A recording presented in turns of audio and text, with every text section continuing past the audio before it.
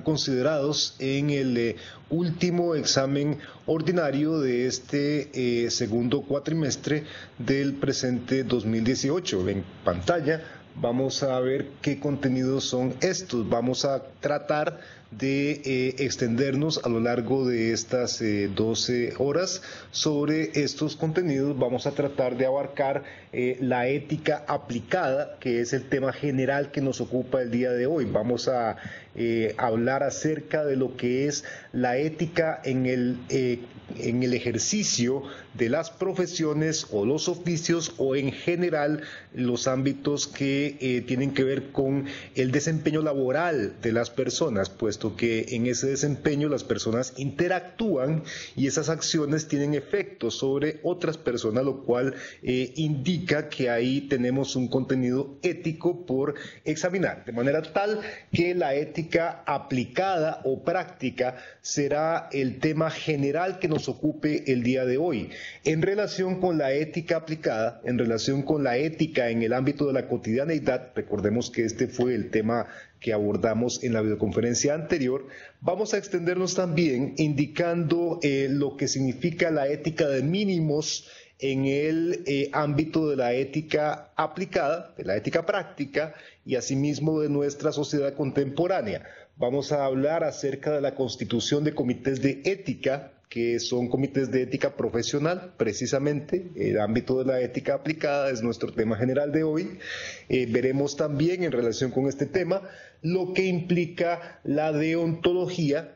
Nos extenderemos un poco acerca del juramento de Hipócrates para contextualizar el tema de los juramentos de ética profesional. Veremos también las connotaciones éticas de la tecnología en el mundo contemporáneo, sobre la ética profesional, el ámbito moral de las profesiones, investigación y ética, ética y deporte, sobre población, ecología y política, sexualidad, equidad sexual e ideología de género, otras sexualidades, el significado de la corrupción, derechos humanos y utopías, amplitud moral y espacios de reflexión ética. Estos son los contenidos sobre los que trataremos de examinar el día de hoy, analizar estos contenidos de acuerdo con su elaboración en la unidad didáctica, ética y sociedad de Álvaro Zamora. Comencemos entonces con lo que nos ocupa, que es el tema general de la ética aplicada, profesional o práctica. Sobre estas denominaciones vamos a indicar que no necesariamente son sinónimos, puesto que si bien el desarrollo de la profesión es un ámbito de la ética aplicada, esta no se limita al ejercicio profesional, tiene que ver más bien con un ámbito más general, con el ámbito del desarrollo laboral, puesto que, según veremos, hay profesiones y hay oficios, y sin embargo, en ambos casos, las interacciones humanas van a tener consecuencias morales. De la ética aplicada, diremos que se trata de la aplicación práctica de conocimientos derivados de la ética general. En ese sentido, hay un ámbito más general que es la ética teórica.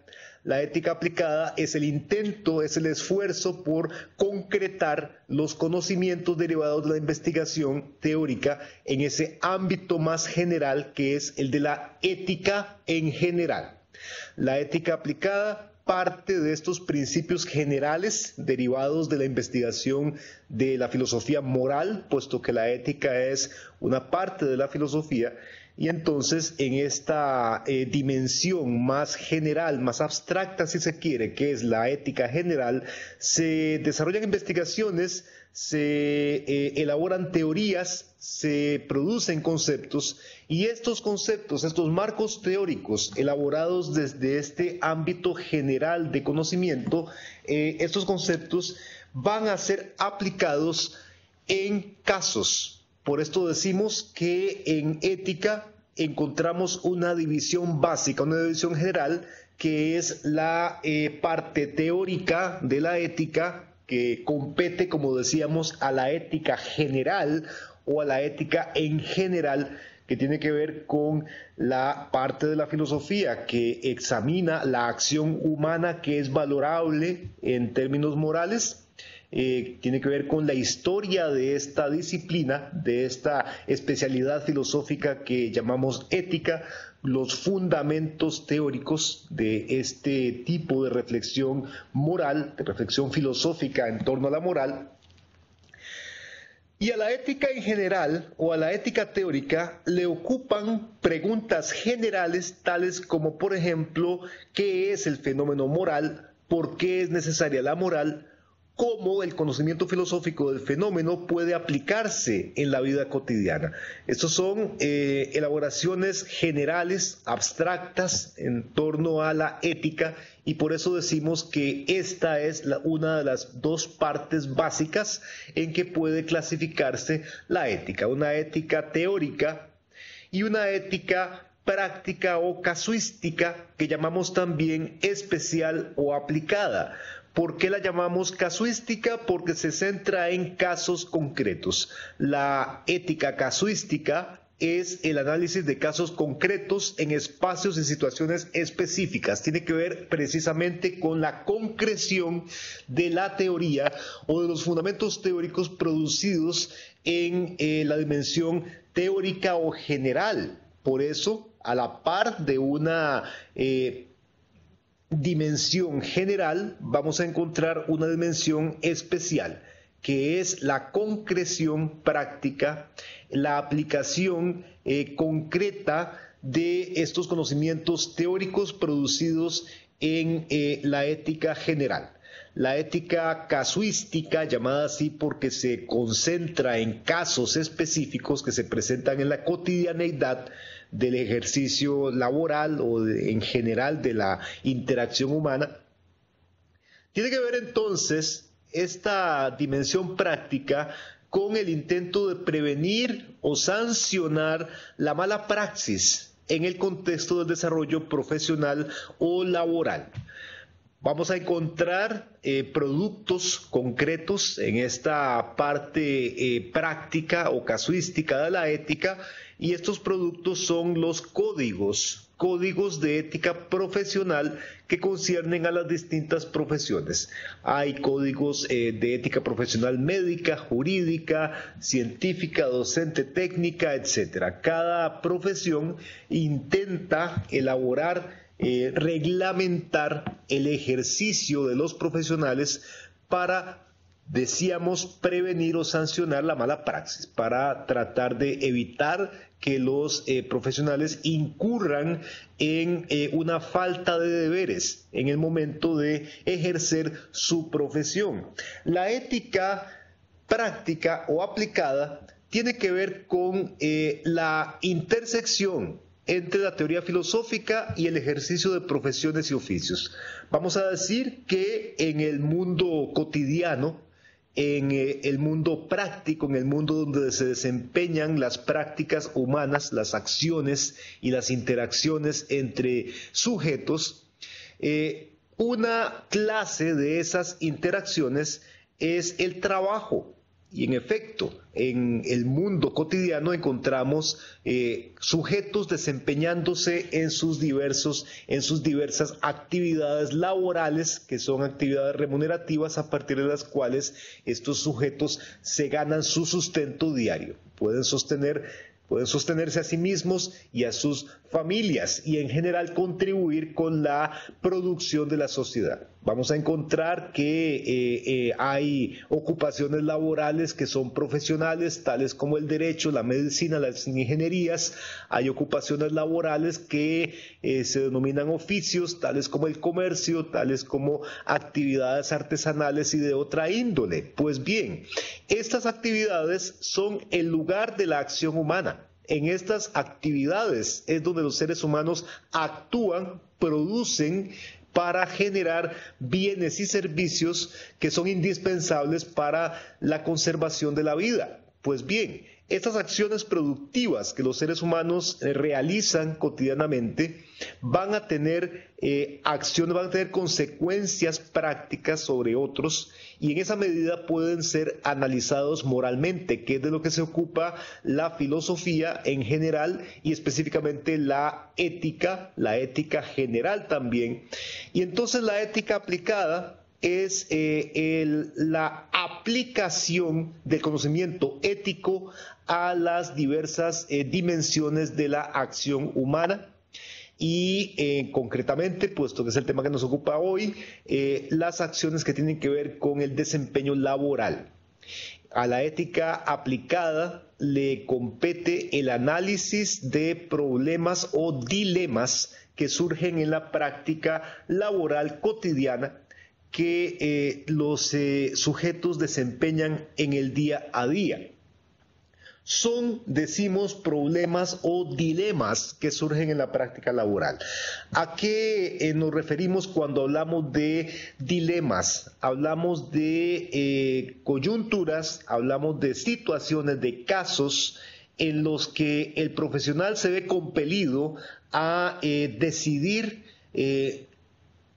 la dirección de su acción en una u otra vía. Por eso son dilemas, porque hay una disyuntiva. ¿Hago esto o hago lo otro? Normalmente es la presencia, la consideración del deber, lo que decide qué dirección tomar, cuál decisión realizar. Por eso es un dilema, porque implica la elección entre dos opciones. Hay una alternativa y una opción dentro de esa alternativa tiene que ver con el cumplimiento del deber. Normalmente la otra opción tiene que ver con la omisión de ese deber, usualmente en beneficio egoísta y por lo tanto lo que implicaría una violación al código de ética profesional, un incumplimiento del deber moral, que en definitiva tiene que ver con la condición del ser humano como agente libre. El ser humano es un sujeto libre, es autónomo, y esto significa que puede elegir autónomamente entre realizar el deber o faltar a él. Pero ¿en qué situaciones, decimos concretamente, se presentan estos dilemas? Casos del desempeño profesional tales como estos que podemos leer en pantalla y que son cotidianos en todas partes del mundo. Se presentan en hospitales casos de aborto, en el campo de la investigación científica, la clonación, por ejemplo, de seres humanos, la clonación de seres vivos que pueden incluir seres humanos, el uso de células madre en la investigación biomédica, el usufructo de algo personal mediante recursos públicos, la conveniencia de conceder determinadas patentes, el uso lesivo de tecnologías, la generación de leyes discriminatorias, la relación progreso-desarrollo, la conveniencia del voto femenino. En todos estos casos, decimos, está implicada la elección moral entre hacer lo correcto, lo debido o faltar a ese deber. Entonces, el dilema, decimos, se nos presenta cuando la pregunta ¿qué hacer?, qué es lo debido, cuáles son las razones y argumentos, nos concierne, nos interpela. Esas preguntas nos interpelan en el ejercicio de nuestra práctica laboral cotidiana. Y entonces, ¿cómo responder a esas preguntas? ¿Qué hacer? ¿Dónde voy a encontrar la respuesta a esas preguntas? Si la ética es el ámbito de la reflexión moral, es el ámbito donde se examina, se problematiza la acción humana, sus consecuencias, y esto con base en conceptos y conocimientos teóricos. Entonces es en esas teorías, en esos marcos teóricos provistos por la tradición ética, donde voy a encontrar respuestas a esas preguntas. ¿Qué es lo debido? ¿Por qué razón debo realizar el deber? ¿Cuáles son las consecuencias de la acción? Esos marcos teóricos, decimos, han provisto ciertos productos concretos de la ética aplicada que son los códigos de ética profesional. Un código de ética profesional normalmente me va a proveer de instrumentos, de herramientas inmediatas para responder a estas preguntas. ¿Qué hacer? ¿Qué es lo debido? ¿Cuáles son las razones y argumentos que me llevan a decidir en una dirección u otra? El código de ética profesional, decimos, es una herramienta, es un instrumento elaborado usualmente por un colegio de profesionales que me provee respuesta inmediata, pero no necesariamente reflexiva, a la pregunta ¿qué hacer? ¿Qué es lo debido?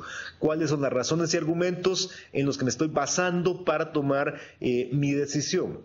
¿Y esto por qué razón? Porque los códigos de ética profesional, que son ejemplos de éticas aplicadas, algunos de esos códigos de ética profesional son realmente moralismos, es decir, interpretaciones fundamentalistas, interpretaciones mecánicas o mecanicistas de normas y valores. ¿De qué hablamos cuando hablamos de un moralismo? De una actitud que me lleva a defender de forma estricta una moral, pero sin tener un entendimiento o un discernimiento claro de lo que significa esa moral, en qué está basada, cuáles son los fundamentos, cuáles son las reflexiones que sostienen o fundamentan esa moral.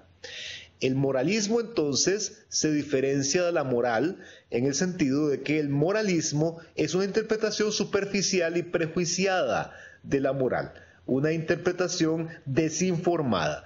Y desgraciadamente muchas de las éticas aplicadas pasan prácticamente como moralismos. Debemos evitar entonces incurrir en este prejuicio, el prejuicio moralista, a la hora de elaborar códigos de ética profesional o bien seguirlos, examinar críticamente esos códigos precisamente sobre la base del conocimiento teórico que me provee una ética general. Recordemos que la ética aplicada intenta hacer una aplicación concreta en casos concretos de conocimientos teóricos generales. Por lo tanto, estos conocimientos no pueden anquilosarse en códigos de ética profesional formulados como moralismos. Todo profesional, en ese sentido, debe permanecer alerta, ser consciente y crítico respecto de los documentos que emanan de su colegio respectivo y hacer entonces la denuncia del caso si detecta que están mal formulados estos códigos. Para eso nos sirve el conocimiento teórico general, para mantener una actitud alerta y crítica ante lo que se nos pretende imponer como la moral establecida. ¿En qué medida esa moral es realmente una conducta o remite a una conducta que pueda garantizar una convivencia sostenible y una atenuación de conflictos cotidianos, o en qué medida esa moral se reduce simplemente a moralismos? Tengamos presente que entonces la ética aplicada corre el riesgo de pasar por moralismos y que la ética general tiene el sentido de ser una garantía para que esto no ocurra. Contextualicemos ahora la ética aplicada en el ámbito de nuestra sociedad contemporánea, que es una sociedad que atraviesa un periodo histórico que para ciertos intelectuales se considera la posmodernidad. Durante muchos cientos de años, a partir del siglo XV y de acuerdo con estos intelectuales hasta el siglo XX, el mundo occidental experimentó la época moderna, transitó de la Edad Media hacia la Edad Moderna en el siglo XV. Historiadores han consensuado el acabamiento y el comienzo de épocas históricas a partir de hechos significativos en la historia humana. En el caso de la modernidad, se considera que el descubrimiento de América en el siglo XV, o bien la invención de la imprenta de Gutenberg, también en el siglo XV, o la caída del Imperio Romano de Oriente, de Constantinopla, son hechos suficientemente significativos, suficientemente trascendentes como para considerar el final de una época y el comienzo de otra. En el caso del siglo XV, los historiadores han consensuado que acaba la Edad Media y comienza la Edad Moderna. ¿Y qué significa el comienzo de una nueva edad? Significa el tránsito hacia una situación en que la humanidad desarrollará una nueva conciencia histórica y un nuevo modo de vida, una nueva forma de etos, de comportamiento humano, una nueva forma de estar en el mundo, de valorar los actos, de plantearse metas y horizontes. Pues bien, ¿qué fue lo que caracterizó la época moderna, de acuerdo con historiadores y filósofos? Para empezar, la confianza en la ciencia y la razón. Lo que caracterizaba a la Edad Media, en cambio, era una confianza en la fe religiosa, una credulidad, por lo tanto, en la existencia de un paraíso extraterrenal, en un Dios que era un ser supremo que premiaría o castigaría al ser humano según éste fuera pecador o intentara redimirse en su paso por la tierra, que no podía ser sino un valle de lágrimas en la medida en que el pecado original había cargado al ser humano con una culpa que debía redimir.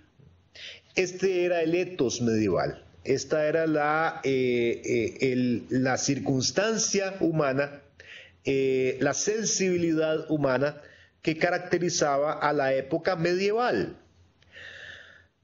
La ciencia medieval se caracterizaba por ser una repetición de dogmas, una repetición de principios provistos por autoridades que no podían ser cuestionados, eran artículos de fe. Eso se consideraba ciencia en la Edad Media. La ciencia no era más que una vasalla de la teología. La ciencia se ocupaba de sistematizar dogmas, de entronizar autoridades que no podían ser cuestionados. Pues bien, la ciencia moderna, en cambio, se caracteriza por la producción autónoma de conocimiento, es la investigación libre, es el desarrollo de tecnologías, y en esa medida es el progreso, al menos así lo sintieron los modernos. La modernidad se caracteriza por esta comprensión de la ciencia en cuanto conocimiento humano, racional, con un potencial emancipador. Esta era la forma de entender la ciencia en la época medieval y por lo tanto un medio para suscitar optimismo o fe en el progreso.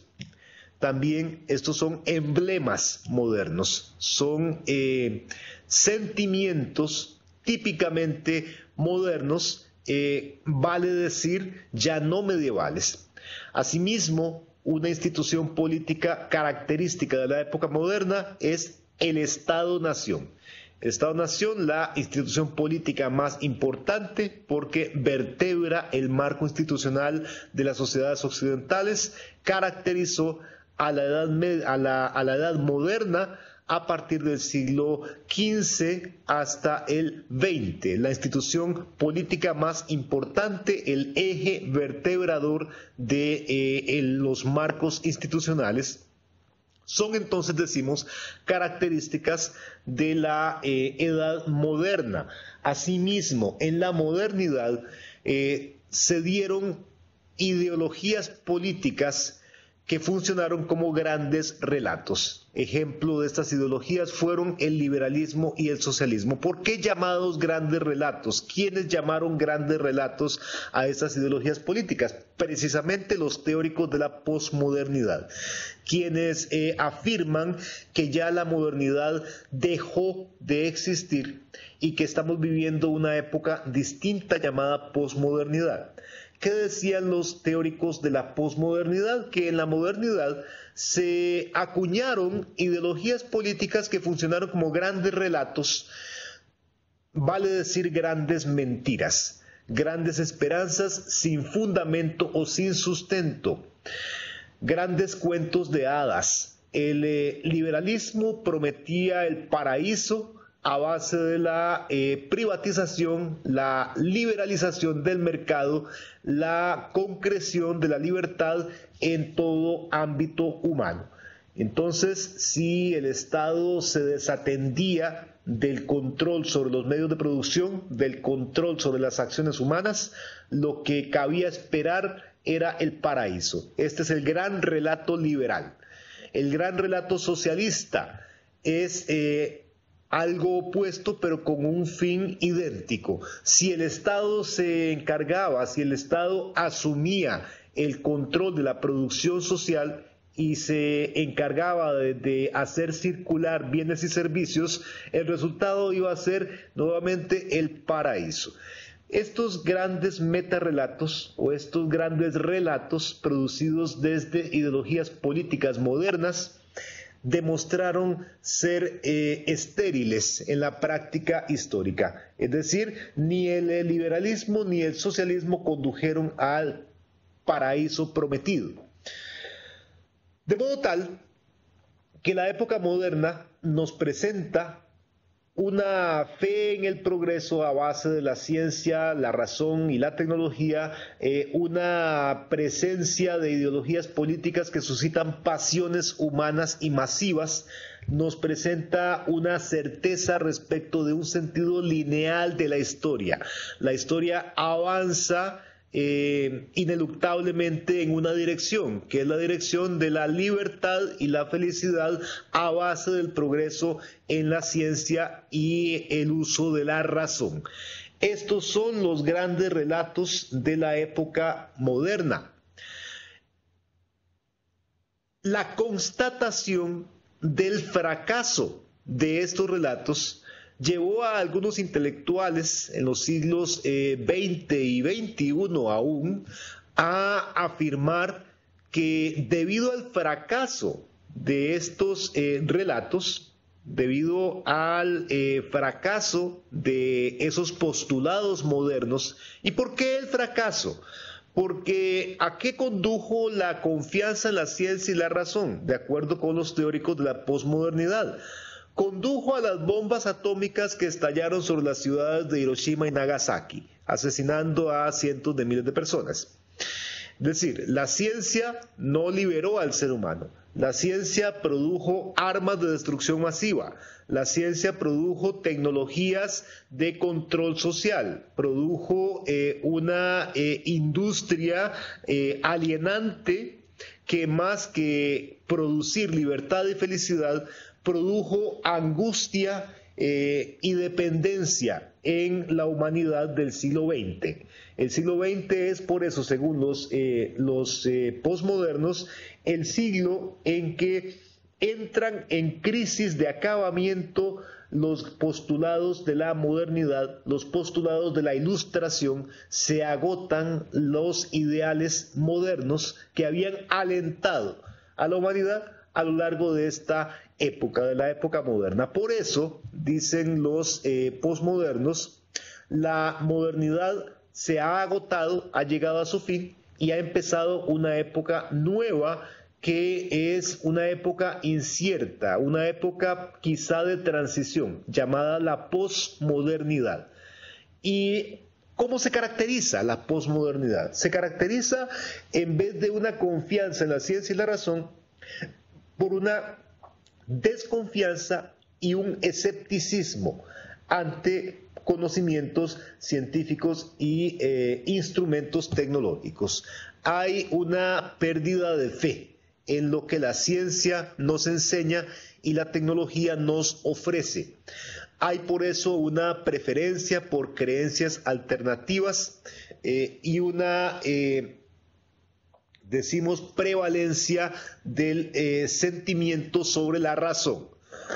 La época posmoderna es una época de descreimiento ante el conocimiento racional. Hay un pesimismo ante la idea de progreso, puesto que se ha constatado que lo que los modernos llamaban progreso conducía más bien a la esclavización, conducía a la dependencia, conducía a la angustia. Por eso hay un sentido de alerta y de desconfianza ante cualquier discurso que incite a actuar en pos del progreso. ¿Progresar hacia qué? Progresar hacia un mundo más alienante, progresar hacia un mundo más consumista, más deteriorado ambientalmente. También otra característica de la época posmoderna es la prevalencia tendencial de la empresa privada y la corporación como nuevo núcleo social, que desplaza al Estado nacional. El Estado, en la época de la posmodernidad, de acuerdo con los teóricos de la posmodernidad, el Estado es una institución decadente, es una institución que cada vez va a tener menos influencia, cada vez va a tener menos poder ante la mayor influencia y el mayor poder que adquieren las empresas privadas, las empresas transnacionales, las corporaciones.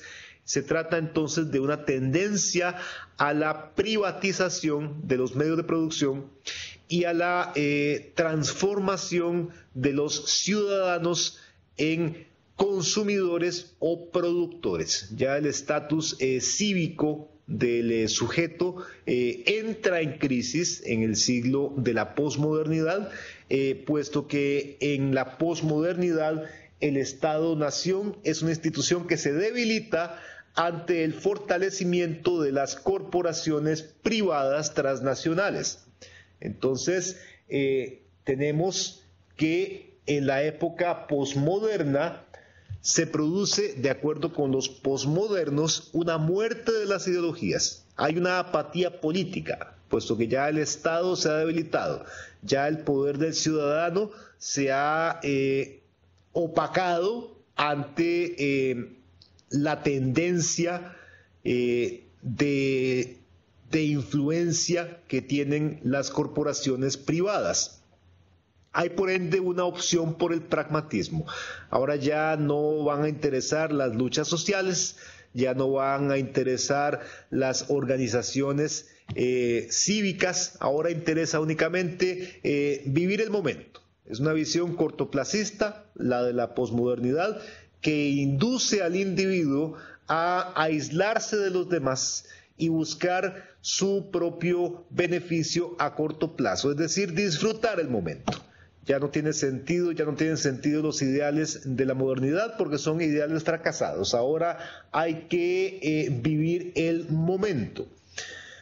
Pues bien, con independencia de que los posmodernos hayan tenido razón y la modernidad realmente haya sido una edad periclitada, hayamos dejado atrás la modernidad y estemos viviendo una época posmoderna, con independencia de que esto sea así o no, porque los críticos de la posmodernidad, los críticos de los posmodernos, los críticos de los intelectuales posmodernos afirman que no es cierto que la modernidad haya acabado, que se ha transformado, que ha pasado a otra etapa. Vivimos una modernidad tardía, no una posmodernidad, dicen los críticos de la posmodernidad. No obstante ello, con independencia de que vivamos o no una época llamada posmodernidad, sí es cierto que las características que señalan los posmodernos para caracterizar nuestra época actual son oportunas, son pertinentes. Realmente vivimos una época de desazón, una época de apatía política, de privatización, de desconfianza y escepticismo, eso es cierto. Y entonces, lo que nos ocupa en esta videoconferencia es preguntarnos por el papel de la ética en una época con estas características. En el mundo actual, llámese posmoderno o llámese tardío moderno o como se llame, no importa, lo que interesa es que las características señaladas son pertinentes. En un mundo contemporáneo caracterizado de esa manera, ¿cuál es el papel de la ética aplicada? La acción que cotidianamente emprende el sujeto humano. ¿Tiene sentido seguir valorándola? ¿Tiene sentido reflexionar éticamente en un mundo egoísta, en un mundo donde el individuo tiende a aislarse y a buscar su beneficio? ¿Tiene sentido? Por supuesto que tiene sentido, puesto que decimos que no es verdad, como señalaban algunos, que la conducta moral ataña únicamente al sujeto. La conducta moral es intersubjetiva, es decir, es un subjetivismo reducir la acción humana a la conducta estrictamente individual. Para empezar, en otras videotutorías hemos señalado que el ser humano actúa habiendo sido capacitado por su contexto social. El ser humano es un ser social. No hay una dicotomía entre el individuo y la sociedad. El individuo no es sino un producto de la sociedad donde nace, puesto que es formado en esa sociedad, es educado, es socializado. Y en la medida que el individuo actúa, su acción va a tener efectos sobre otros individuos y va a inducir ciertas transformaciones en su entorno social. Por ende, la conducta moral, decimos, atañe a la intersubjetividad. Y aunque la posmodernidad o la época contemporánea sea en efecto una época de decadencia, de descreimiento generalizado, de apatía, de egoísmo, eso no significa que las grandes promesas de la modernidad, las grandes promesas, los grandes ideales de la Ilustración sean ideales agotados o que sean mentiras. Mantienen vigencia precisamente por las características que tiene nuestra época contemporánea y que recuerdan las características que suscitaron la reacción crítica de los ilustrados, de la Ilustración, que fue este movimiento intelectual que en la modernidad media acuñó los ideales de libertad, de emancipación, de conocimiento, que condujeron a las primeras revoluciones liberales de la edad moderna. Entonces no es verdad que la situación actual de nuestro mundo contemporáneo haga caducar la reflexión moral. Al contrario, se mantiene, nunca es más vigente la reflexión moral que en una época de decadencia y crisis. Pero entonces, ¿cuál es la ética que corresponde a nuestro mundo contemporáneo crítico y decadente?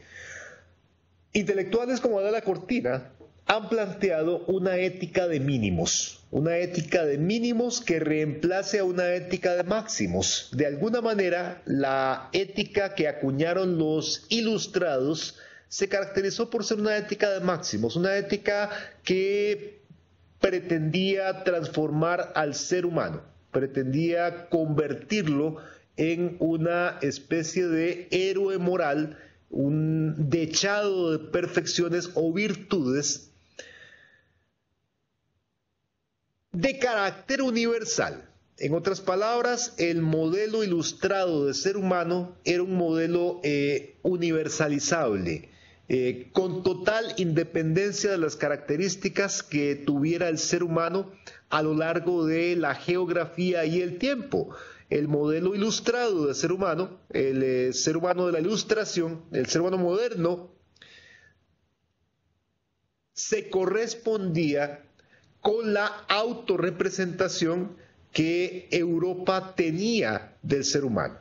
Y por lo tanto, eso para nuestra época contemporánea, para el pensamiento crítico de nuestra época contemporánea, eso es una suerte de pensamiento totalitario.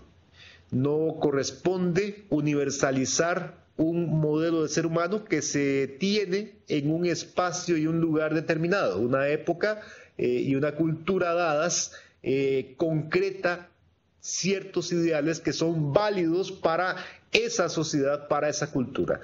Pero no es legítimo intentar extrapolar esos ideales e imponerlos en otras culturas. Por eso no son máximos lo que tiene que caracterizar a la ética aplicada, son más bien mínimos. ¿Y qué son mínimos?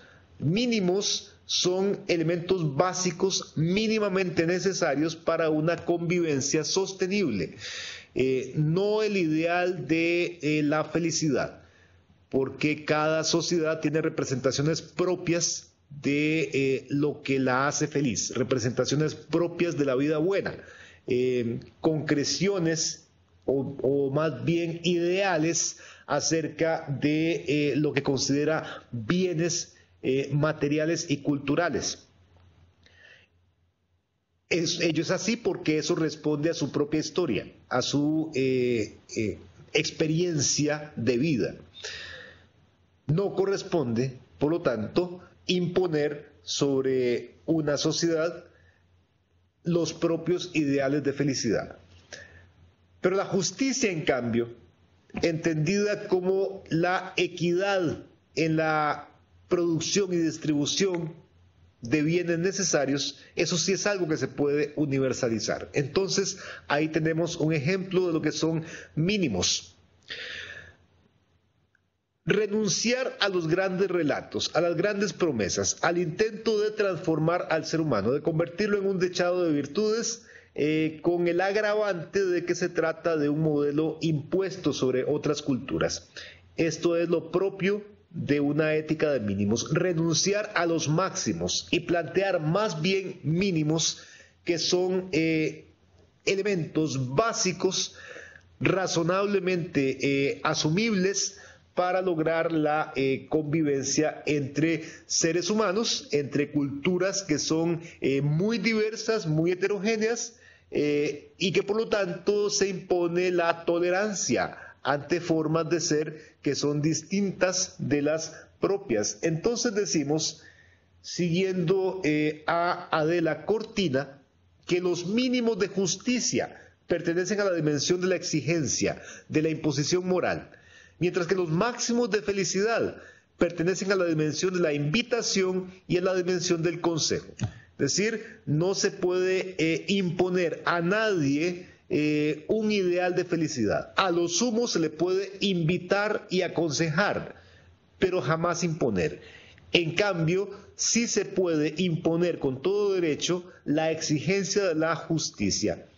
La ética de mínimos no busca imponer una forma de vida, sino esclarecer mínimos necesarios de convivencia, puesto que la ética de mínimos parte de la conciencia de que cada comunidad social tiene sus máximos, pero que estos máximos no son extrapolables y por lo tanto no se puede amparar ninguna sociedad en su poderío cultural o material para pretender imponer sus máximos a otras sociedades.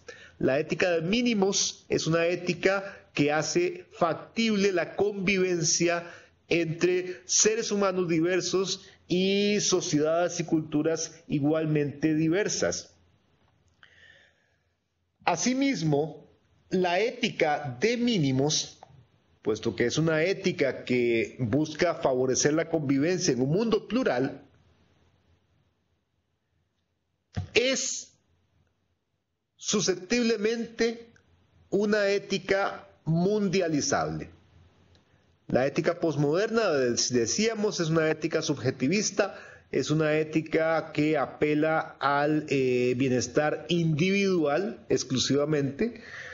La ética de mínimos, en cambio, es ya una ética intersubjetiva, porque parte precisamente de afirmar mínimos y no máximos, mínimos a partir de los cuales pueda garantizarse una convivencia entre individuos y sociedades plurales, y por lo tanto una ética mundial, una ética potencialmente mundial como la que defienden Antonio Marlaska y Hans Kung, la necesidad de un consenso mínimo sobre algunas normas básicas y valores fundamentales sobre los cuales podrían ponerse de acuerdo todas las grandes religiones, las culturas y las ideologías políticas.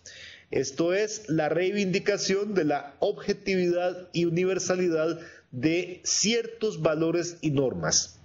Esto en contra de la relatividad y la subjetividad de las teorías postmodernas que afirman al individuo y excluyen a la sociedad.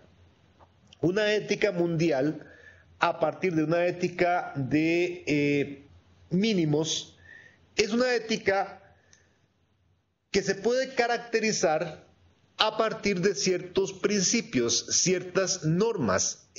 Hans Kung, en su obra El Proyecto Ética Mundial, afirma que el mundo necesita una ética, que la ética, en la medida en que sea una ética para una sociedad global, no necesitan de una religión única y una ideología única, sino únicamente ciertas normas, valores e ideales mínimos que garanticen una convivencia entre individuos que, aunque plurales, tengan metas comunes. Y entonces, normas o hipótesis del proyecto de ética mundial, de acuerdo con Hans Kung, son las siguientes. Afirma Hans Kung que no hay convivencia en el planeta sin una ética mundial. Esto parte de la premisa de que la razón de ser de la ética en general es precisamente la convivencia humana, hacer posible la convivencia humana, hacerla sostenible, atenuar o resolver la conflictividad que es intrínseca a la condición humana. Sin una ética, sin un comportamiento moral, no sería posible la convivencia. Y entonces, si esto es así para cualquier sociedad humana, lo es con mayor énfasis en relación con la sociedad global, con el mundo que implica al conjunto de la humanidad, el conjunto de seres humanos cada vez más interconectados, cada vez más interdependientes. Por lo tanto, no hay convivencia en el planeta sin una ética mundial. No hay paz entre los países sin paz entre las religiones. Hans Kung es un teólogo, es un investigador de las religiones y las teologías, y llega a esta conclusión. Se necesita que haya paz entre las religiones, pero para que haya paz entre las religiones debe haber diálogo entre ellas, y no puede haber diálogo sin una investigación básica. En otras palabras, como desde una posición religiosa particular, como puede ser el cristianismo, ¿cómo voy a dialogar con un musulmán si desconozco la identidad, la cultura y la religión musulmana? Entonces debe haber investigación básica y debe haber un cambio de conciencia entre religiosos y no religiosos, siempre en función de una ética de mínimos que garantice la tolerancia y la convivencia. Entonces, esto por lo que respecta a la ética de mínimos en una sociedad con características de apatía, de crisis, de decadencia, como la que nos ha tocado vivir. Volvamos al tema de la ética aplicada y de la ética profesional. Hemos hablado ya de herramientas, de ciertos instrumentos elaborados por organizaciones profesionales, que son los códigos de ética profesional, que son documentos que pretenden regular la acción que tiene lugar en el desempeño laboral. Pero también vamos a encontrarnos con otros instrumentos de la ética práctica, que son los comités de ética. Un comité de ética es una organización elemental de profesionales constituidos en comité, es decir, comisionados por la organización mayor para que examinen los casos que se presentan en el desempeño de la profesión y busquen soluciones éticas a esos casos como decíamos el aborto, la clonación, etcétera. Se trata entonces, los casos que abordan los comités de ética, de problemas urgentes y significativos en contextos específicos. Cada institución, cada organización laboral va a tener comités de ética propios.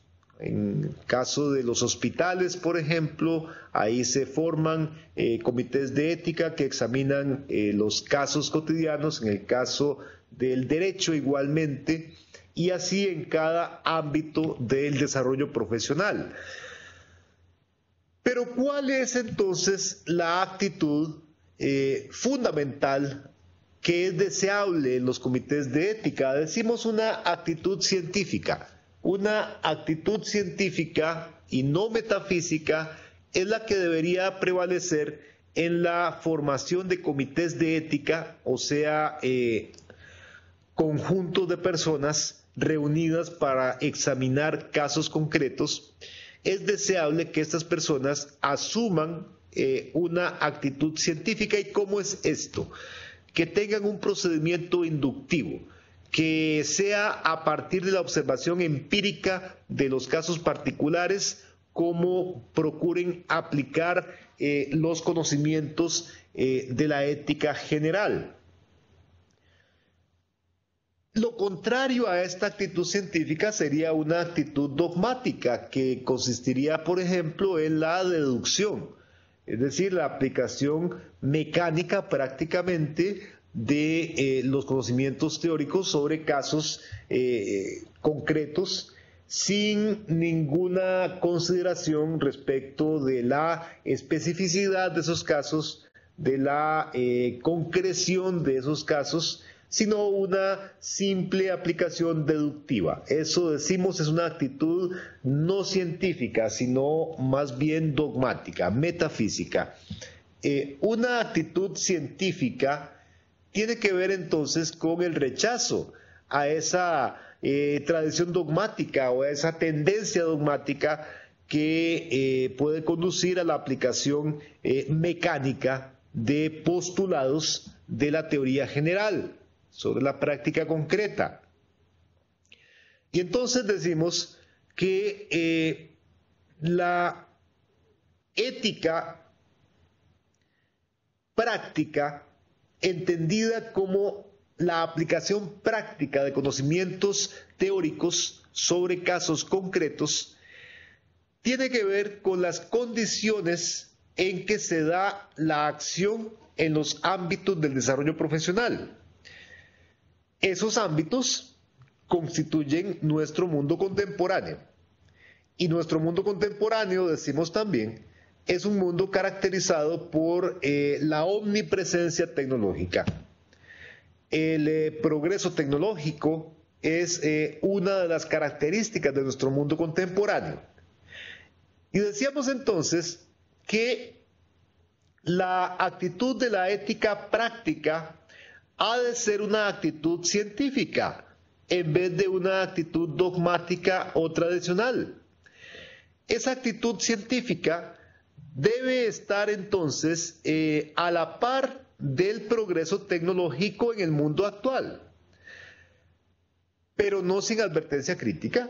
En efecto, si bien es cierto, la tecnología es omnipresente en nuestro mundo contemporáneo, eso no significa que debamos abrazar acríticamente la tecnología, porque eso, entre otras cosas, implica ponerse a favor sin ningún tipo de discernimiento, sin ningún criterio, favorecer actividades tales como la producción y consumo de alimentos transgénicos, la deforestación con fines urbanísticos y turísticos, la explotación energética en función del lucro, la industria de fármacos y armas también con fines de lucro, porque el progreso tecnológico normalmente se pone en función de esas actividades. Y abrazar una actitud crítica y por ende el progreso tecnológico no significa permanecer acríticos ante ese uso social de la tecnología.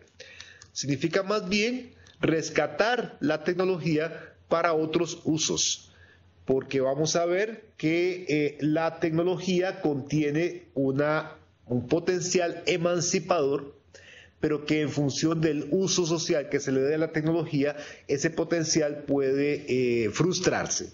Ese potencial puede frustrarse.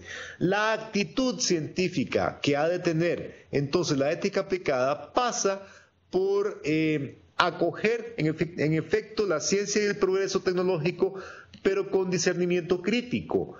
Pasa también por constituirse los comités éticos interdisciplinariamente y avanzar hacia la transdisciplinaridad. En otras palabras, un comité de ética profesional normalmente está constituido por miembros de la profesión o de la disciplina que inmediatamente concierne a la institución,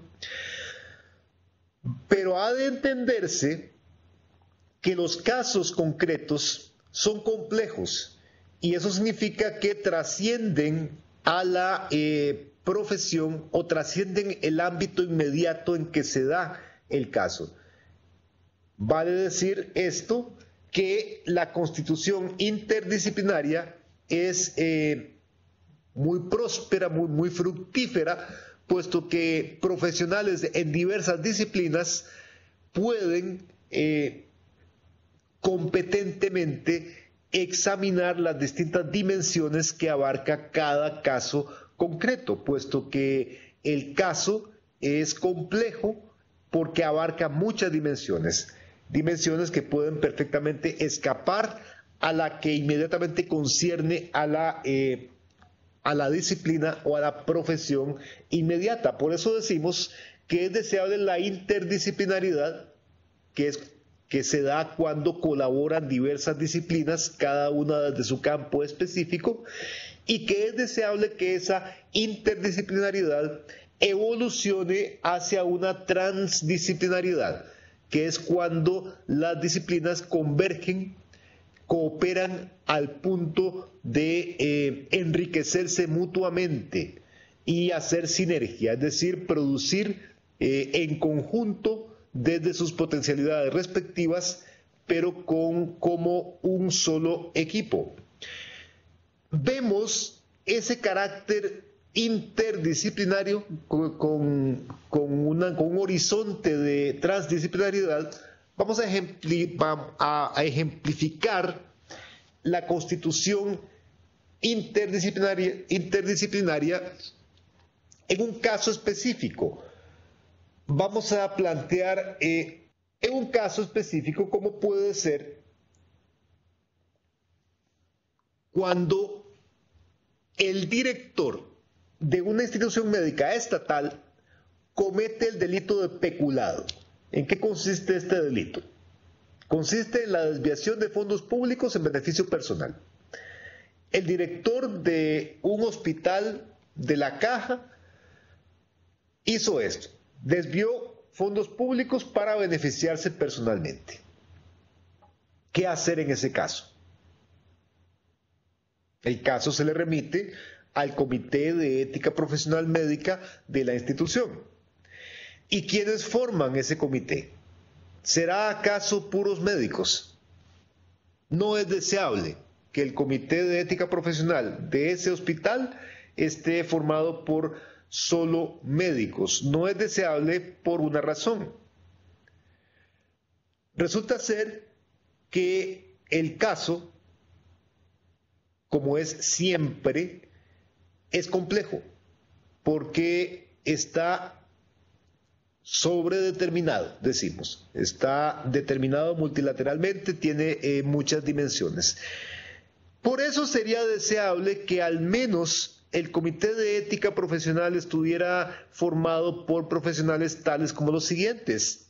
Un filósofo estaría en capacidad de aportar conocimientos de ética general y de ramas filosóficas pertinentes para el análisis del caso, ramas tales como la lógica y la epistemología. Un médico analizaría las repercusiones del acto, del peculado, sobre la salud pública. ¿Qué repercusiones tiene desviar fondos públicos para beneficio personal? ¿Qué repercusiones tiene eso sobre la salud pública? Un psicólogo podría evaluar el estado mental del imputado para establecer si estaba en sus cabales cuando cometió la acción. Un abogado identificaría las características delictivas de la acción. Un administrador estudiaría los efectos del delito sobre el funcionamiento de la institución, etc. Como vemos, es deseable entonces la interdisciplinariedad en la conformación de comités de ética o en general en el análisis casuístico de los casos que conciernen a la ética aplicada. Decíamos antes que los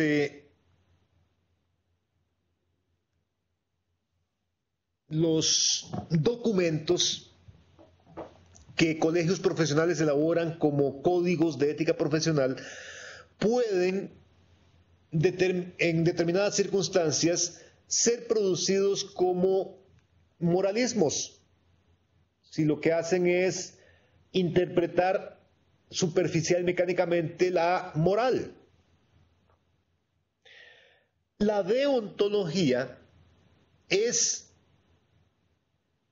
aparte de ser un estudio de los deberes, porque se forma a partir de estas partículas, deon, que significa el deber, y logos, que es el estudio, aparte de ser entonces el estudio de los deberes, suele también denominarse deontología a la simple exposición de deberes.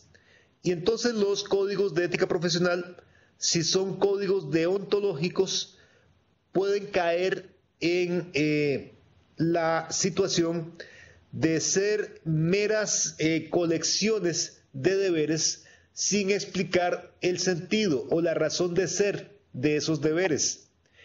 Eso es algo que el profesional crítico debe atender, debe cuidar y debe denunciar.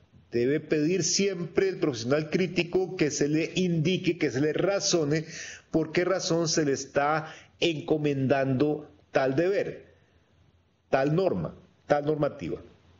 No basta una deontología en ese sentido, que sea un catálogo de normas, sea meramente eso, un listado. Ha de ser una exposición reflexiva de deberes y no meramente una enumeración. Un ejemplo de código profesional o de normativa de conducta profesional es el código de ética profesional que rige a la profesión médica.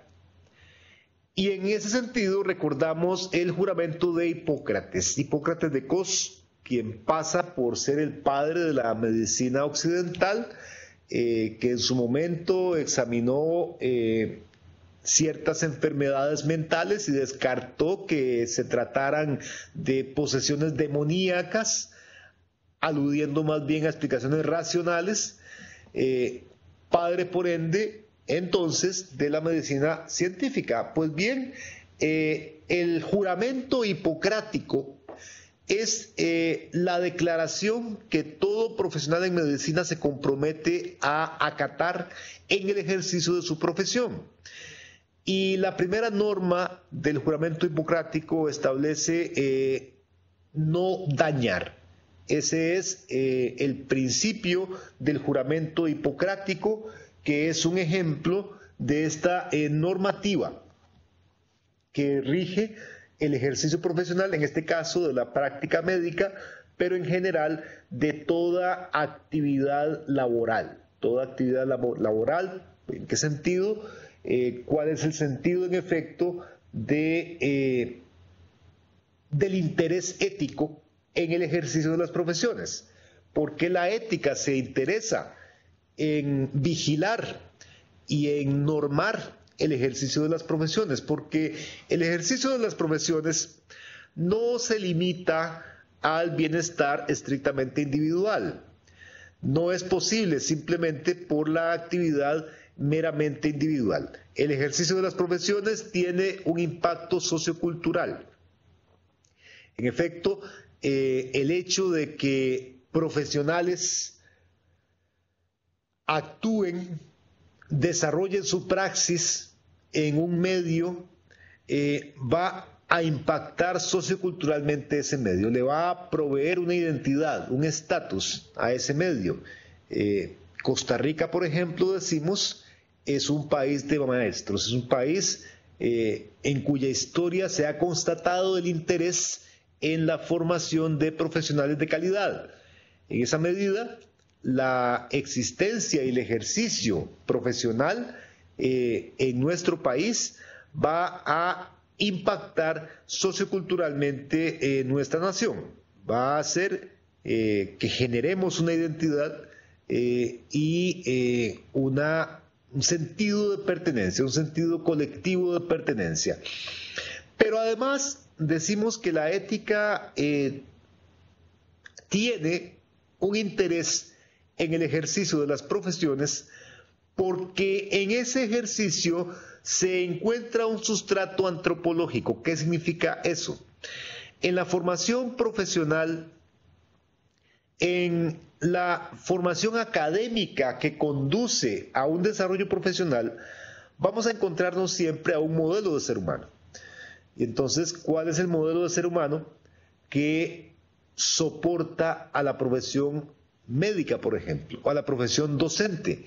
¿Cómo se entiende al ser humano? Desde la perspectiva de quien educa al futuro educador. Esto es sin duda un tema de interés ético. ¿Cuál modelo de ser humano se está promoviendo?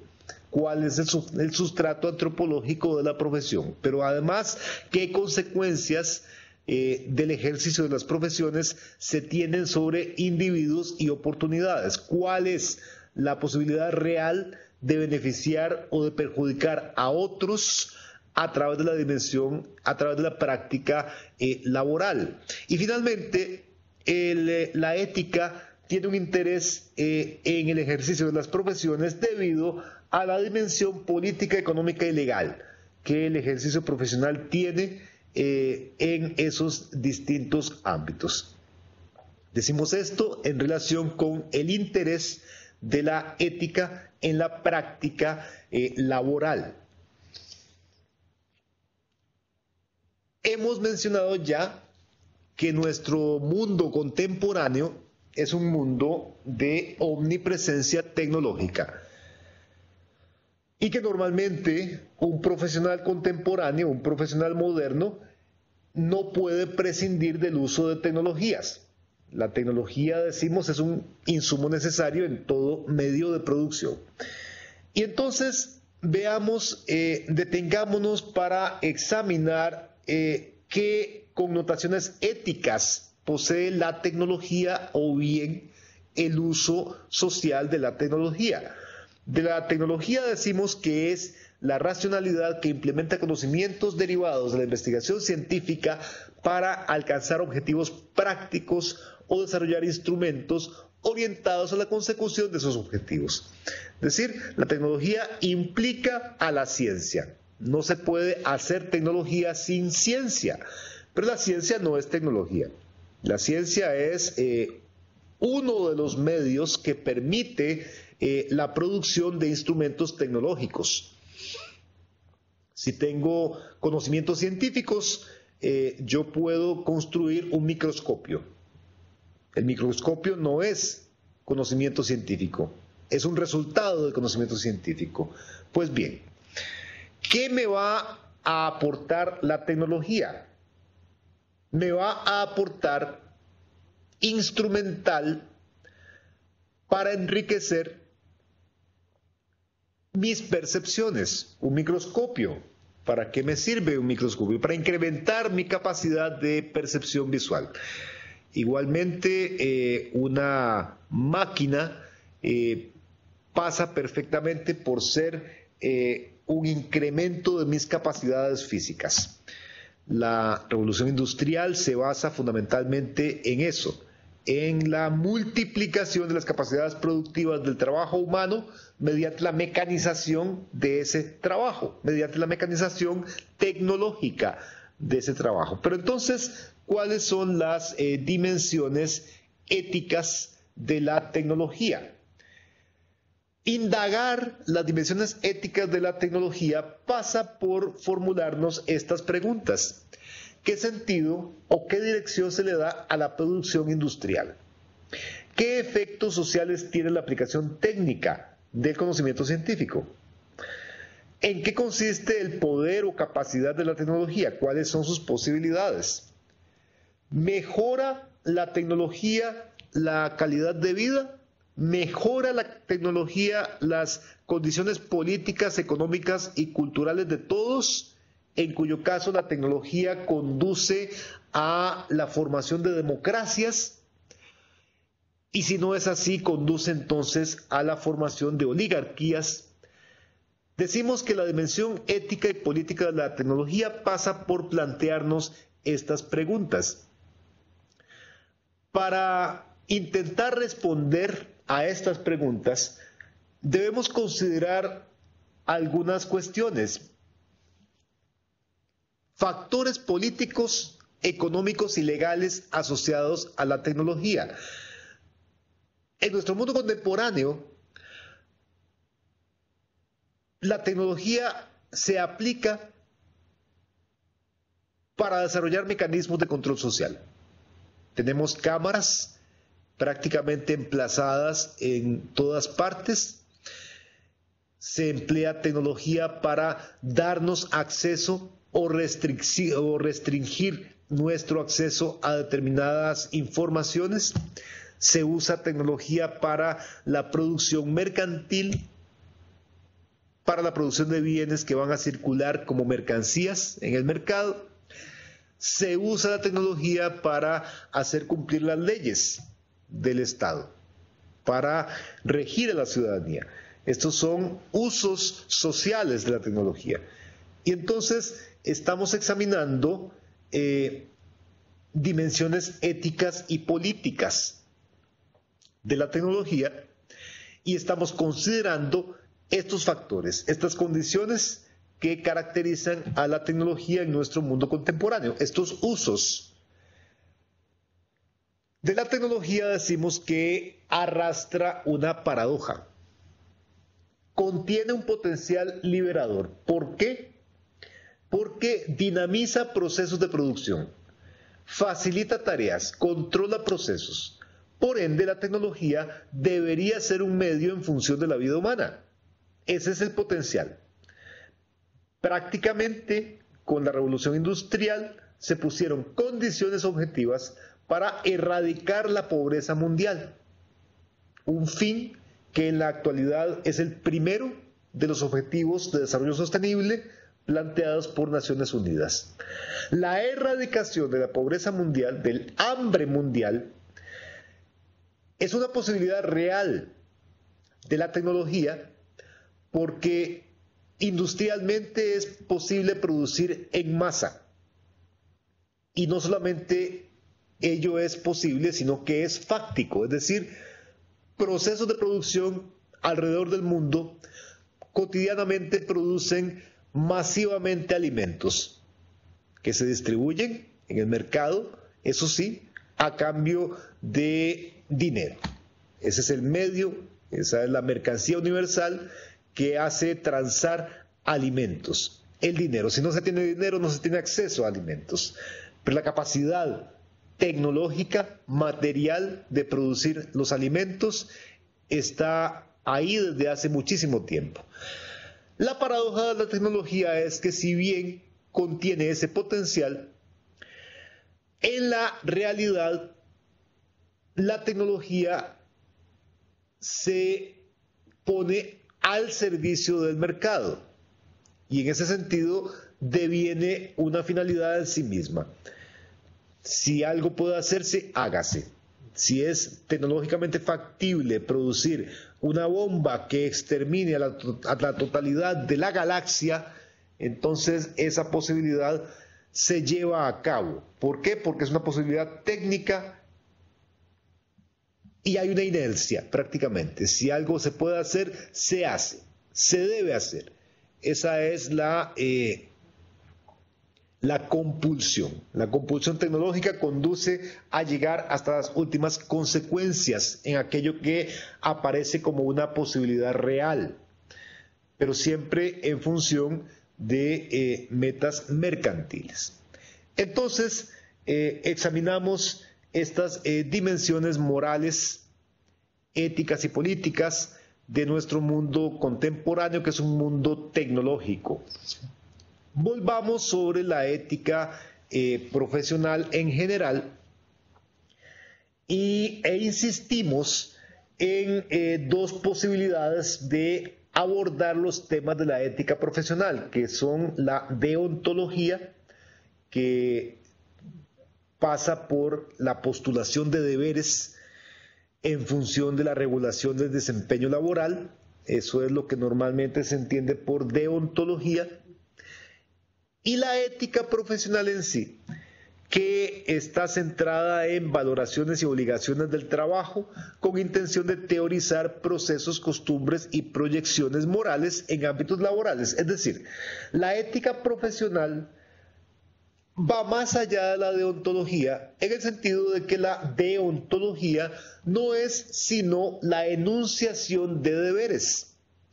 Es deseable que la deontología sea un resultado de la investigación en ética profesional, pero no es deseable que se desarrolle como algo separado de esa ética profesional. Concretemos ahora el ámbito moral de el trabajo. Acá vamos a decir del trabajo en general que se trata de el empleo, la facultad o el oficio que una persona tiene y que ejerce con derecho a remuneración. Eso es lo que se entiende por el concepto de trabajo, una actividad productiva a cambio de la cual el trabajador obtiene una remuneración, una gratificación que le permite sobrevivir o mantener su nivel de vida en general. Y que naturalmente tiene connotaciones éticas, puesto que tiene efectos sobre otros individuos y sobre el conjunto de la sociedad. La realización del trabajo le permite a una sociedad autoconservarse, conservar niveles de vida, estándares de vida, desarrollarse, y esas son consecuencias de esa actividad productiva que decimos es el trabajo. No obstante, el trabajo es posible clasificarlo en dos grandes categorías. Hay trabajos que se denominan profesiones y hay trabajos que se denominan oficios. ¿Y cómo se van a definir cada una de estas categorías? Decimos, siguiendo la unidad didáctica, que los trabajadores no profesionales desempeñan trabajos donde se requiere menor conocimiento especializado que los realizados por trabajadores profesionales. Si el médico falla al diagnosticar una enfermedad, el paciente puede morir. Si el ingeniero falla, el puente se cae. Así caracterizadas las profesiones, caemos en la cuenta de que tener una profesión significa trabajar en una actividad para cuyo desempeño el trabajador ha debido prepararse académicamente, a lo largo de años ha debido, es decir, estudiar. Ha tenido que ingresar en una academia, en una institución de educación superior y esforzarse intelectualmente durante años, hacer una inversión prolongada de tiempo, de dinero, de materiales que le van a permitir la obtención de un título académico que lo va a habilitar legalmente y que va a representar capacidades para el desarrollo de su profesión, para el desarrollo de su trabajo. Es decir, un título que titule o licencie a alguien como médico, como ingeniero, como arquitecto, como maestro. Estas son profesiones. Una categoría específica del trabajo, una categoría específica de la actividad productiva son las profesiones. Y entonces, ¿qué decimos de las profesiones? ¿Qué decimos del trabajo en general? Del trabajo en general decimos que se trata de una actividad social productiva en cuya realización el trabajador produce valor, que a cambio de esa producción recibe un salario y que con ese salario puede mantenerse, puede consumir aquellos bienes que le van a generar satisfacción de necesidades.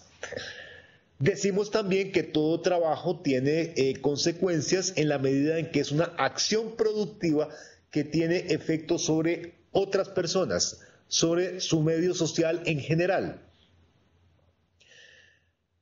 Del trabajo profesional, ahora sí, especificada la actividad productiva como trabajo profesional, decimos que las consecuencias son más graves. El profesional es un tipo de trabajador que está capacitado por su conocimiento, por su experiencia, por su específica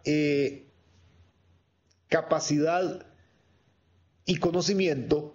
Decimos que el trabajador profesional es potencialmente un gran benefactor o un gran dañador. Nadie puede hacer más bien o más mal, causar mayor beneficio o más perjuicio que un trabajador profesional, porque tiene el conocimiento para ello. Insistamos en el ejemplo. La mala praxis médica produce la muerte del paciente. No se le puede hacer más daño a alguien que matarlo. La buena praxis médica conduce al restablecimiento de la salud del paciente. No se le puede hacer más bien, no se puede causar mayor beneficio a alguien que conservarle su vida, restablecer su salud. Entonces, ¿qué decimos de las consecuencias del trabajo profesional? Que son las que tienen una potencialidad mayor de causar beneficio o perjuicio. Y en ese sentido, decimos que a mayor conocimiento especializado, mayor responsabilidad y mayor remuneración. Efectivamente, los profesionales son trabajadores normalmente bien remunerados. De ahí que las profesiones sean apetecidas por producir estatus social y económico, educación y movilidad social. A los trabajadores profesionales, decimos, son trabajadores en quienes la sociedad reconoce esa potencialidad y esa responsabilidad y por lo tanto remunera de forma mayor que a los trabajadores no profesionales, trabajadores que no desempeñan profesiones, sino que desempeñan oficios, que son actividades que requieren de menor conocimiento especializado y comportan, por lo tanto, menor responsabilidad en la medida en que contienen una potencialidad de menor gravedad. Insistamos, nadie está más capacitado para hacer mayor daño o producir mayor beneficio que un trabajador profesional. Ello nos lleva a considerar el ámbito moral de las profesiones. En efecto, a mayor conocimiento especializado, mayor responsabilidad y remuneración. Y la ética profesional tiene el propósito, como decíamos al principio, de evitar o sancionar la mala praxis profesional, de fomentar o impulsar la buena praxis profesional. Y entonces la ética profesional tiene que centrarse en vigilar la posibilidad de la corrupción en el ámbito profesional. Es decir, el ser humano es un ser corruptible, no es inmune a la corrupción moral. La corrupción moral conduce al delito, conduce a la falta al deber, conduce a desempeñar la profesión con un sentido restringido de beneficio propio. A eso lo vamos a denominar corrupción. Por lo tanto, la ética práctica, la ética aplicada, tiene el sentido de evitar que los profesionales se corrompan o sancionarlos en caso de que incurran en la corrupción. Evitar entonces que individuos no profesionales invadan el campo de la competencia profesional. Incompetentes, por lo tanto, charlatanes, individuos que se hacen pasar por médicos y se desempeñan usurpando la profesión médica. Denunciar la falsedad ideológica que consiste precisamente en esa usurpación. Esos son deberes de la ética profesional. Decimos entonces que la ética profesional o la ética aplicada es la aplicación práctica de conocimientos que se obtienen en la investigación teórica que corresponde a la ética general. Ello tiene que ver entonces con la investigación, que es una actividad propia de las teorías, que es donde se encuentra la ética general. La investigación y la ética tienen que ver efectivamente con la producción de conocimientos que pueden llegar a ser aplicados a casos. Y entonces vamos a ver que uno de los temas de investigación que interesan a la ética es la tensión económica, política y ética en torno a intereses y consecuencias de la investigación científico-tecnológica. En efecto, ¿en beneficio de qué es que se da esa investigación? Si hablamos de tecnología en nuestro mundo contemporáneo, si hablamos de ciencia, vemos que esos conocimientos se han usado para hacer explotar bombas sobre Hiroshima y Nagasaki, para organizar campos de exterminio como en Auschwitz, para nutrir una industria armamentista. En fin, estos son hitos fundamentales, pero no por ello menos vergonzosos, de la investigación científico-tecnológica en el siglo XX. Vemos entonces que hay una ambigüedad moral de esa producción de conocimiento.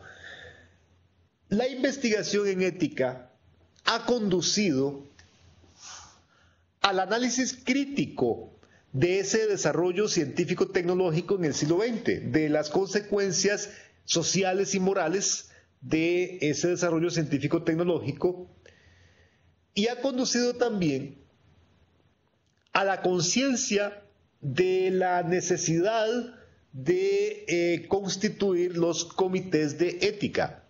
En la historia del siglo XX hay un antecedente muy importante de la constitución de comités de ética. Se trata de los tribunales de Nuremberg, constituidos en 1947 para juzgar los crímenes de guerra cometidos por los nazis durante la Segunda Guerra Mundial. En efecto, el Código de Nuremberg es un resultado de esa constitución interdisciplinaria de miembros, de individuos reunidos, comisionados para examinar casos específicos. En el caso del Tribunal de Nuremberg, la Comisión de Crímenes de Guerra. Y entonces, el Código de Nuremberg establece una serie de condiciones para el ejercicio de las actividades. Se ha de contar con un consentimiento informado, con una ausencia de coerción, con una experimentación científica fundamentada y que el experimento científico redunde en beneficio para el conjunto de la sociedad. Ello para evitar la comisión de crímenes de guerra, exabruptos de la actividad científica. Asimismo, la investigación en ética ha conducido a la bioética, que es un campo de investigación al que conciernen los problemas y dilemas que se presentan en las ciencias biomédicas, es decir, en las ciencias de la vida. La bioética tiene que ver con casos concretos que se presentan en la práctica profesional en contextos de las bioingenierías, de la medicina, de tecnologías que tengan que ver con los procesos vitales. Y en bioética han llegado a acuñarse 4 principios reguladores de la actividad científica, reguladores de la investigación científica. Esos son los principios de la autonomía. ¿Con qué tiene que ver el principio de autonomía? Tiene que ver con el consentimiento informado, es decir, con el derecho que tiene el paciente a recibir información y a aceptar o rechazar la terapia, en paralelo al deber del médico a respetar la voluntad del paciente. Trátese de actividades en el campo de la medicina o de actividades en el campo de la investigación científica con seres humanos. El principio de autonomía es el primero de los 4 principios bioéticos. El segundo es el principio de beneficencia, que dice que ha de promoverse siempre la salud del paciente. El principio de no maleficencia, que tiene que ver con abstenerse de lesionar intencionalmente. Y finalmente el principio de justicia, que se formula como tratar igual a los iguales y desigual a los desiguales. Es decir, es injusto pedirle a 2 personas en desigualdad de condiciones que hagan lo mismo. De repente, una está mejor capacitada para la acción que la otra. No es justo, por lo tanto, pedirle a 2 desiguales que funcionen como si fueran iguales. El principio de justicia tiene que ver con la equidad en el trato, de acuerdo con la situación y condiciones del paciente. Estos son los principios de la bioética. Pasemos ahora a examinar la ética y el deporte. En efecto, el deporte es uno de los ámbitos en que se suscitan casos de interés para la ética aplicada, máxime cuando el deporte en nuestros días ha llegado a desarrollarse como una actividad profesional. Y entonces, Konrad Lorenz, el pionero de la etología,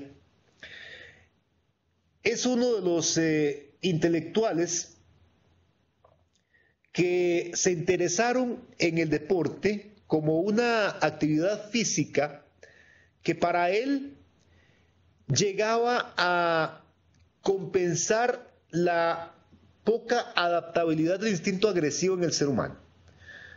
Lawrence pensaba que mediante la práctica del deporte competitivo, el ser humano podía llegar a compensar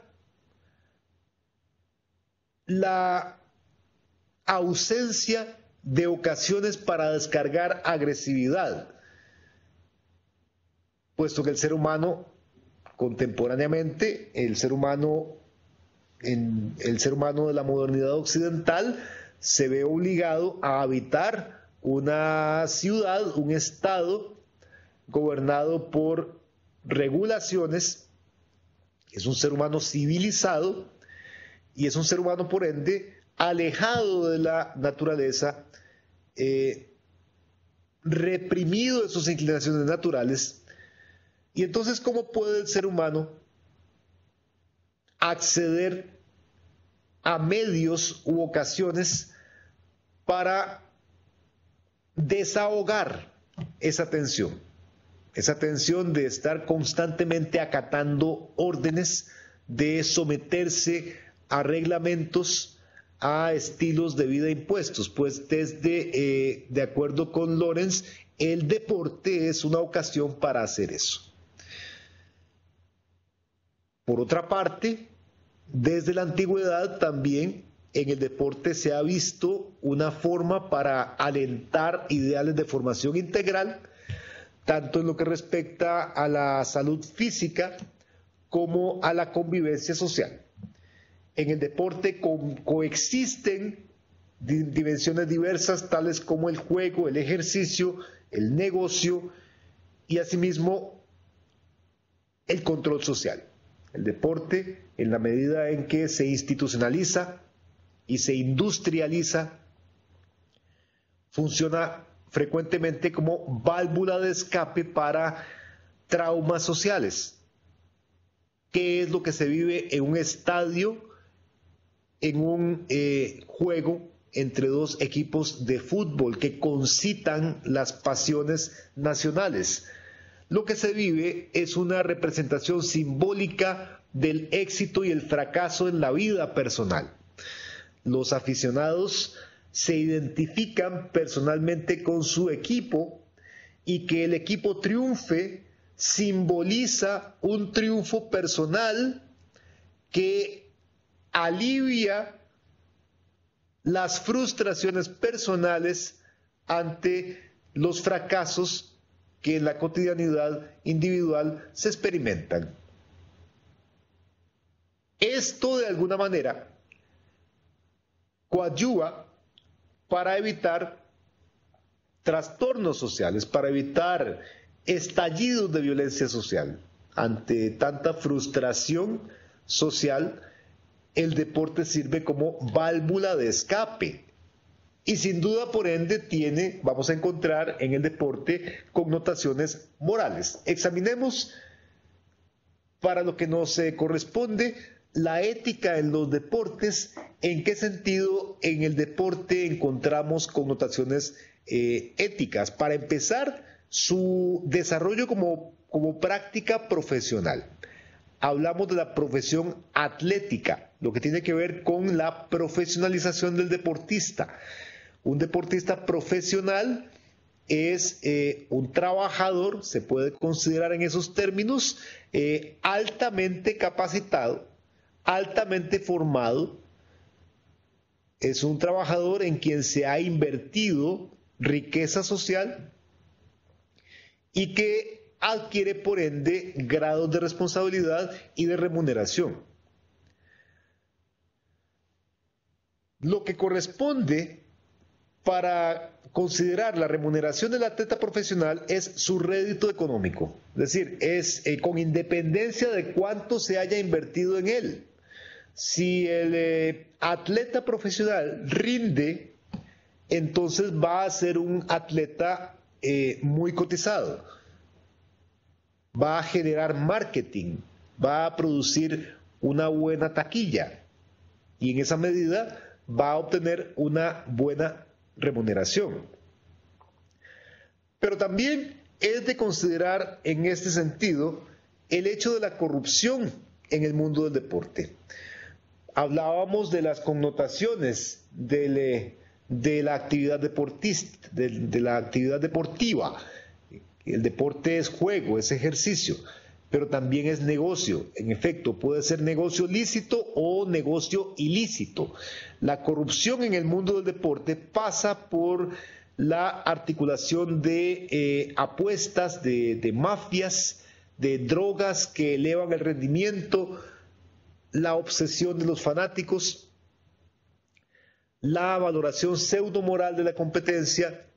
Se han acuñado expresiones o categorías sociales entre quienes se adhieren a equipos de deportistas, equipos de fútbol, por ejemplo, que son equipos exitosos. Los fanáticos de esos equipos se denominan a sí mismos winners, ganadores, y denominan a los equipos perdedores equipos losers, perdedores. Entonces, sin duda, vamos a encontrar acá un contenido moral de interés para la ética práctica, la ética en los deportes. Otro de los temas que nos interesa el día de hoy es la sobrepoblación, la ecología y la política. Hablaremos del problema demográfico. ¿A qué se refiere el problema demográfico y cuál es su dimensión política, económica y ecológica? Thomas Malthus, un clérigo escocés nacido en el siglo XVI, plantea en 1789 el problema demográfico en los siguientes términos. La población crece en progresión geométrica, mientras los recursos crecen en progresión aritmética. Esto significa que en la medida en que los seres humanos se reproducen, en esa medida los recursos van siendo cada vez más escasos, porque la población crece a un ritmo que supera exponencialmente la producción de recursos. Ello genera el problema demográfico. ¿Qué hacer con tanta gente, con tanta población excesiva? Hay una sobrepoblación, por lo tanto, de acuerdo con Malthus.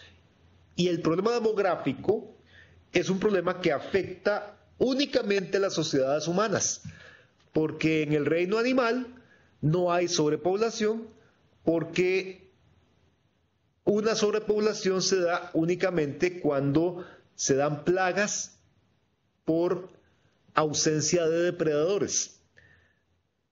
Pero la existencia de una plaga es circunstancial y momentánea, porque la plaga normalmente acaba con los recursos que permiten su propia existencia, y eso controla el problema demográfico. Entonces simplemente no se da en el reino animal. En el reino humano, en el reino de la cultura, el problema demográfico se presenta porque la población crece sin limitaciones. Pero a la par de esto, es de consideración el hecho de que no hay únicamente un crecimiento irracional de la población, porque se puede considerar que la población crece irracionalmente en la medida en que no hay recursos disponibles para ese crecimiento. En ese sentido, se podría hablar de un crecimiento irracional de la población, porque la población que resulte de ese crecimiento no va a contar con recursos para sostenerse. Pero entonces, si bien cabe hablar de crecimiento demográfico irracional en esos términos, también hay que considerar un uso irracional de recursos. Si no únicamente se da un crecimiento irracional en la demografía, también se hace un uso irracional de recursos porque se sobreproducen y se sobreconsumen. Nuestro modo de producción capitalista se caracteriza por destruir más de lo que produce. En efecto, es un modo de producción que agota las fuentes de producción, la naturaleza, la energía humana, explota los recursos naturales hasta su extinción. Y hace esto para generar masivamente mercancías que hace circular en el mercado. El propósito es que crezca el capital, no que necesariamente se satisfagan necesidades humanas. Entonces, con esto tiene que ver también el problema demográfico. No solamente en que la población aumente exponencialmente, sino el hecho del uso irracional de los recursos naturales e industriales. Todo lo cual nos lleva a la conclusión de que tienden a prevalecer los intereses del mercado por encima de las necesidades de la población. Hay pobreza, hay miseria, hay hambrunas, no porque el problema demográfico consista en que la población crezca exponencialmente. Esa no es la razón. La razón es que se hace un uso irracional de recursos, porque se sobreexplotan y se utilizan para la fabricación masiva de mercancías que satisfacen necesidades mercantiles, es decir, necesidades sistémicas del mercado, pero no humanas, no de las personas. Entonces, el problema de la sobrepoblación, como vemos, es ambiguo, es complejo, admite interpretaciones, no admite reducciones.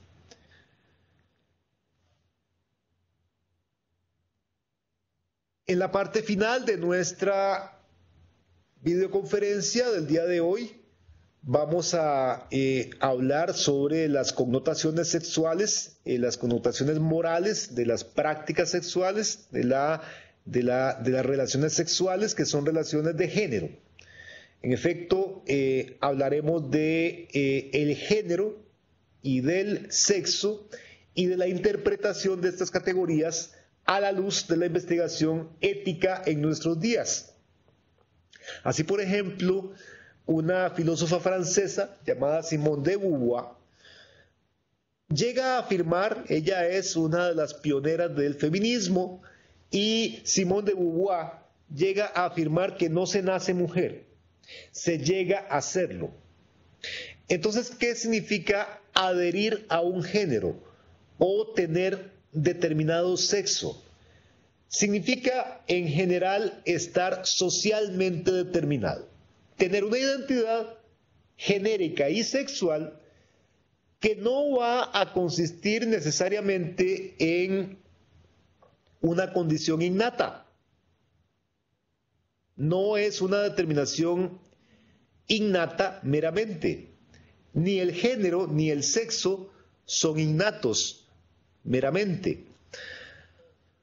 Si lo fueran, habría un determinismo de la condición humana para Simone de Beauvoir. Simone de Beauvoir dice, no se nace mujer, y tiene razón, se nace persona. Mujer alude, en cambio, al igual que hombre o varón, aluden a una identidad sexual y genérica que se construye a lo largo de experiencias en el proceso de desarrollo de la personalidad.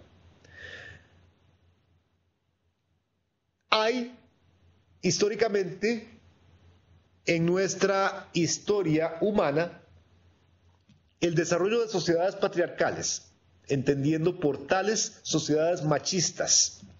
Son sociedades machistas porque son sociedades que asignan a los varones o al varón una categoría de superioridad en relación con la mujer. Una sociedad machista o una ideología machista es la que asume que el varón o el hombre tiene un estatus de superioridad en relación con la mujer.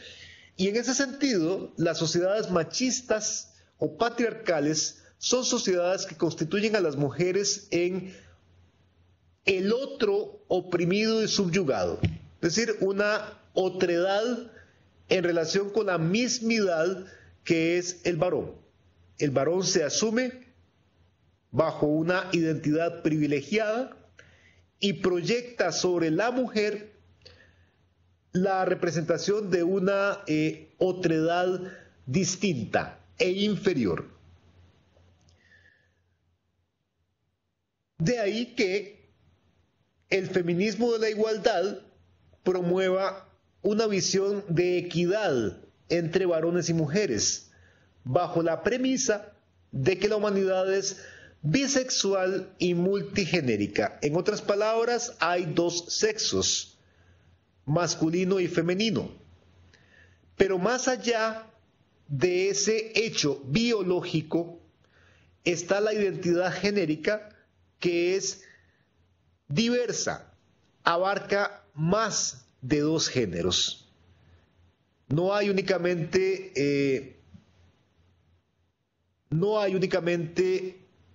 varón y mujer, sino que hay además una comunidad multigenérica, puesto que el género, a diferencia del sexo, es construcción social. Es una construcción multideterminada que responde a las experiencias que se tienen al interior de contextos socioculturales. De ahí entonces que la ética aplicada milite contra el maniqueísmo sexista, que identifica el sexo con el género. Para la ética aplicada contemporánea, el sexo y el género se refieren a dos condiciones distintas. El sexo es biológico, el género es cultural. El género además, en el caso del género humano, tampoco se va a identificar con el género gramatical. De ahí que el lenguaje inclusivo sea una de las controversias que la ética va a adoptar como objeto de interés. Pues bien, hasta aquí entonces vamos a avanzar el día de hoy. Se nos ha terminado el tiempo y hemos llegado al final de esta cuarta y última videoconferencia de este curso de Ética y Sociedad. De mi parte me queda agradecerles a ustedes la asistencia y la atención, la participación que han tenido durante este cuatrimestre, invitarles para que se preparen para el próximo examen ordinario, que tendrá lugar aproximadamente dentro de 15 días. Sin más, muchas gracias y pues buena suerte en ese examen y mi recomendación de que se preparen concienzudamente. Muchas gracias.